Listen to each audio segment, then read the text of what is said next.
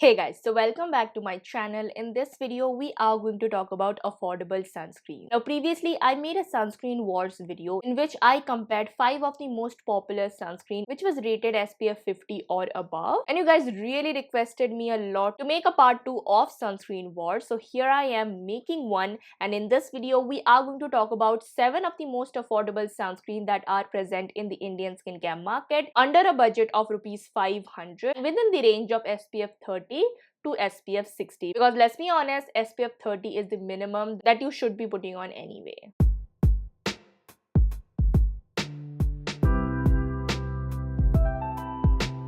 Hey guys, so if you are seeing this face for the very first time, hi, I'm Maitrayee Halder. I do make a lot of beauty related content mixed with a couple of contents that I really like. So if you are into that genre, then do consider subscribing and hitting on that bell notification to get notified every time I upload. Also, do not forget to follow me in my social media account where I'm the most active, and you get to be a part of what goes into my videos, especially my Instagram, where I do a couple of live sessions to answer back to all of your skincare concerns. So I went to Amazon and also took some of your guys' recommendation, and I came up with these 7 sunscreens which were popular, accessible, and also affordable. So if you are new into my sunscreen wars, basically I take sunscreens and then scrutinize them into certain categories. In this video, we are going to talk about 8 categories or criterias in total, in which I will be rating these 7 sunscreens, and also will be talking about their ingredient list. So here we go. So let me just introduce you guys with the sunscreen that I am going to talk about in this video. The first sunscreen is from Pond's, and this is their non-oily sunscreen, and this has an SPF rating of 50 and PA rating of 3+. They are available in 2 sizes. First of all is 35 gram, which I have, and it costs about 169 rupees. And you also get a bigger version which is 85 gram, and the MRP of that one is 329 rupees, but you can easily get it for about 225 rupees. The second sunscreen which you guys recommended a lot is the sunscreen from Joy. This is their SPF 50 PA triple plus tinted sunscreen. Very affordable. For 145 rupees, you get about 60 ml. Coming up next is another recommendation of you guys. This sunscreen is from Blessing Tree, and this is their sunscreen lotion, and it costed me something about 199 rupees for the 100 ml, but the MRP stated in the website is about 499 rupees. Coming to the next sunscreen that I've been loving so much recently, it is the Lactocalamine Daily Sun Shield, and this is their SPF 50 PA triple plus, and it costs something about 175 rupees for 50 gram of product, but the MRP is stated about 349 rupees. The next sunscreen is again another one of the recommendation that I've been getting is the Jovi Sun Guard, and I chose the SPF 60 PA triple plus because this was the only sunscreen that I could get in my local market, and in the Amazon they were not shipping it in my address, and this one cost about 335 rupees for 100 ml, but you can easily get it for about 289 or 269 rupees. The next sunscreen is so popular, and this is from Nivea. This is their Protect and Moisture, and this is in the SPF 30 PA double plus. The SPF 50 variant was not available in Amazon when I was ordering, and it costed me something about 180 rupees for 75 ml, but the MRP of it is again about 250 rupees.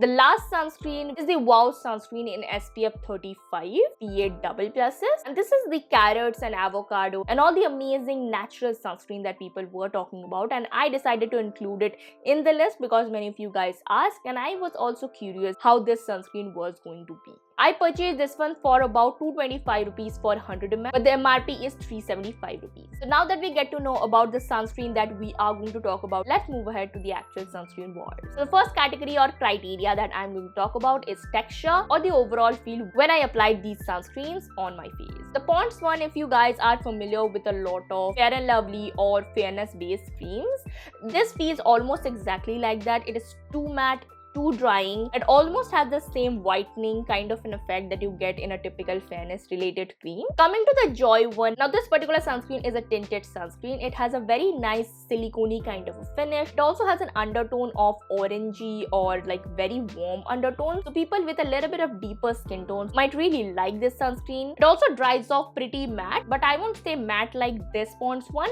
It is more of a comfortable matte thing that is going on with this sunscreen. Coming on with the next sunscreen in the list, which is from Blessing Tree. Now this particular sunscreen has a very lotiony kind of a texture. It does has a very watery feeling, and when you blend it onto your skin, it doesn't feel too drying or too matte. I will say it's kind of a demi matte finish, and it also gives your skin a little bit of dewiness. Coming to the Lactocalamine one, now it doesn't have a consistency of cream or a lotion. If you have ever used lactocalamine lotion, the consistency of this sunscreen is almost identical to that one. It also has that pinkish tint that you have from the signature lactocalamine range, and it also feels very smooth on your skin. It also doesn't feel too drying or too oily. It almost has this demi matte kind of a finish. It does dries out matte, but at the same time doesn't strips your skin from all the oils. And this one also gives you a slightly bit of a dewy look. Coming to the Jovi's one. Now this particular sunscreen has a very thick kind of a texture when you initially apply it on the skin. It doesn't dries out too matte. Again, have a very similar kind of finish like the lactocalamine one, but this one won't give you a dewy look. Coming to the Nivea one. Now this particular sunscreen has a very runny, lotiony texture. It's almost similar to the Nivea lotions if you have ever used one. So this has a very runny consistency, and when you apply it on the skin, it doesn't rise off matte. It almost gives you this dewy kind of a look, and you also get this cooling sensation when you are applying it. So it's a blessing in the summers, and we are going to talk about in the ingredient list part on how exactly it can do that. Coming on to the last sunscreen, which is the Wow sunscreen. Now this one again has a very cream to lotion kind of a texture. It doesn't have silicones. I mean, that is what they are claiming. Feels a little more emollient, and it also dries off to a demi matte kind of a finish, but also at the same time giving you a little bit of a glow. And this is the rating that I have given them according to their texture and feel. Now sunscreen is not about application but also reapplication. So the second criteria we are going to talk about is layering. The Pond's one turned out to be too drying for my skin. It might be a little bit different for oily skin, but this is the skin that I tested this sunscreens on. So when I layered this particular sunscreen, because it was too drying, it settled onto my dry patches and also my under eye. So the reapplying part was a little bit tricky on this one. The Joy sunscreen, it reapplied beautifully, but the problem that I had with this particular sunscreen is that it is too much orangey or too much warm for my neutral skin tone. But because of the heavy tint, I did face a little bit of a blotchy layering process because some areas were more orangey than the another one, and this is something that you can only notice if you do not have warm undertone. Skin was overall like orange to your face. So if you are someone who doesn't have a warmer skin tone, this might not suit you. Now the Blessing Tree sunscreen did layered on very beautifully. It has a lotiony texture, and lotiony textured sunscreen does layers on pretty beautifully because they do not dry to a very matte finish, neither too oily finish. So this one didn't had any problem with layering. Coming on to lactocalamine one. Now this did layer like okay-ish, but the problem with this particular sunscreen, because it has kaolin clay, it felt kind of powdery in certain parts of my face when I was layering, but if you pat it after blending, it does goes away, so not a big problem in that genre. Coming on to Jovi's one. Now this particular sunscreen almost has a similar consistency to the Neutrogena one, but the problem with this particular sunscreen is that when I went to layered it, it didn't really adhere to my skin that much. Coming to the last two sunscreen, the Nivea one and the Wow one, they both did have a very comfortable experience in terms of layering and didn't had any blotchy patches or uneven application. And these are all the ratings according to their layering capabilities. If you are from oily skin, however, these three sunscreen after that 2-hour mark when you are going to reapply did make my skin a little bit more shiny compared to the other sunscreen that I've tried. So yeah, something that I really wanted to mention for my oily skin beauties out there. Now going on to the next category, which is white cast. The majority of the sunscreen when you apply it initially will have a little bit of white cast, but you do need a little bit more time to actually blend it and make the white cast disappear. So these are all the ratings based upon the white cast ability. The first being the to your face kind of a white finish, and the last being the minimum. Now coming on to the most important category, which is the ingredient list. We are going to talk about a little bit more in details. We are going to talk about the Pond's one first. The filters that this particular sunscreen has are zinc oxide, octinoxate, avobenzone, titanium dioxide, phenylbenzimidazole sulfonic acid, and this is the only sunscreen that doesn't include benzophone 3, which most of sunscreen that I am going to introduce you has. Coming to the preservative, it does has a formaldehyde releasing preservative, and to top it off, it also does has fragrant irritants which are listed under FDA and European Union, as I mentioned in my Pond's Super Light Gel video, and it almost have like 9 to 10 fragrance irritants, and the perfume that they put in this particular product is high up in the ingredient list. But let's talk about some of the good parts that this sunscreen has. It has vitamin E, niacinamide, allantoin, and glycerin. Coming to the next sunscreen, which is from Joy. The sunscreen filters that this particular sunscreen chose to use: octinoxate, avobenzone, titanium dioxide, and benzophone 3. Now, benzophone 3 or benzophone or oxybenzone is a chemical filter that has a very bad name because countless studies have been done on this particular ingredient of how it seeps into our bloodstream and goes into the urine somehow. So yeah, I think people talking about chemical sunscreen being bad is related to benzophone specifically, because this particular ingredient has been researched and has been found guilty. And this was a study done on benzophone 3 in higher concentrate, but I don't think benzophone 3 in sunscreen are given in such higher concentration.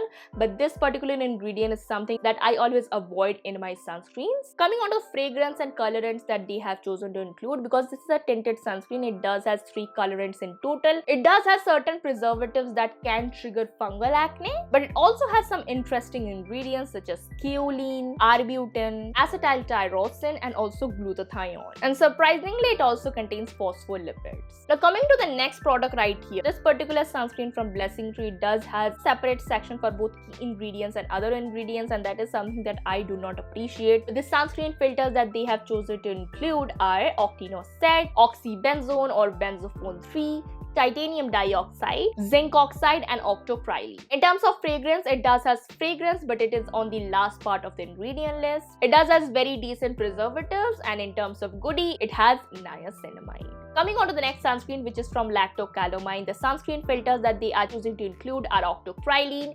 benzophone 3, titanium dioxide, avobenzone, and octopyrylene. It does has lemon extract, and also fragrance. It also does have diazotylurea, which is a formaldehyde releasing preservative, and lastly, it does has squalene clay. Coming on to the next sunscreen, which is from Jovies. Now, the filters used in this particular sunscreen are not exactly filters, because the ingredient list is not the full ingredient list and only the active ingredients. I tried mailing them, calling them, they didn't answer. So the only filter that I can see is micronized titanium oxide and ash of zincum, which, if I am not wrong, is zinc oxide. But I can certainly tell this is not a physical sunscreen. So they are a shady brand, but the sunscreen filters that they are talking about, the natural one, which is carrot seed oil, oat bran extract, argan oil, green tea, peach extract, chamomile, calendula, licorice. But these are not exactly sunscreen filters. They can be a little bit of an efficacy booster, but not sunscreen filters at all. Coming on to the Nivea, in terms of sunscreen filters, it has octinoxate, homosalate, ethyl exyl salicylate, benzophone 3, avobenzone, and the ingredient that I mentioned in the Pond's part, phenylbenzimidazole sulfuric acid. It does has fragrance, which is on the last part of the ingredient list, but it does have denatured alcohol, which is on the 5th or 6th ingredient, and this is the reason why that it does has that cooling sensation.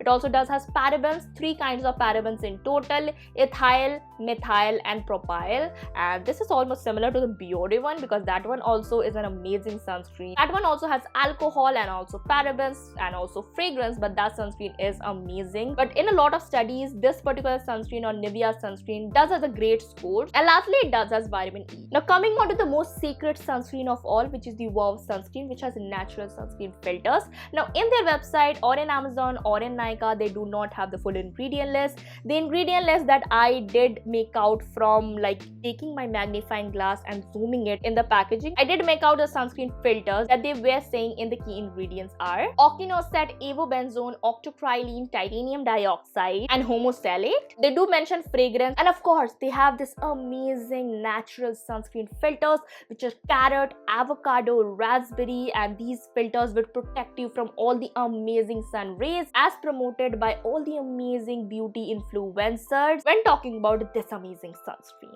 So yeah, these were all the ratings based upon the ingredient list, and the fun fact is that the least rated one is not the Wow one. Coming to the next category, which is wearability. Now, what do I exactly mean by this term wearability? I mean 2 things. First of all, how well it sits under makeup, and secondly, do you really feel comfortable after you are applying, so your pores are not clogged or you are not excessively sweating. And these are all the rating based upon wearability factor.